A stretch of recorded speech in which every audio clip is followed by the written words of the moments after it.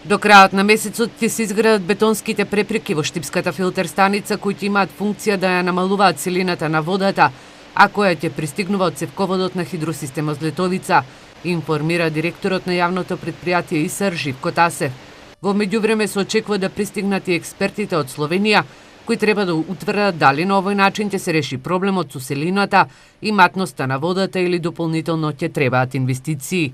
Градоначалникот Благој Бочварски вели дека откако ќе се надмине проблемов, за почеток Штип комбинирано ќе користи вода и од Злетовица и од подземните бунари.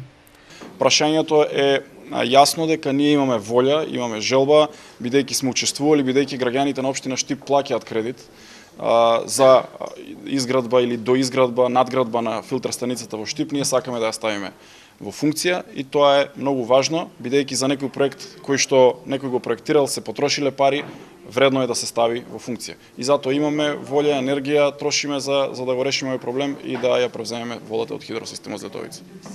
Решението за матноста се гледа во реализација на третата фаза од Злетовица, кога ќе се изградат 6 хидроцентрали со моќност од 10 мегавати. Во моментот од хидросистем Злетовица е изградена фаза 1, водоснабдување, додека фаза 2 и фаза 3 во тек е изработка на проектна, техничка и тендерска документација.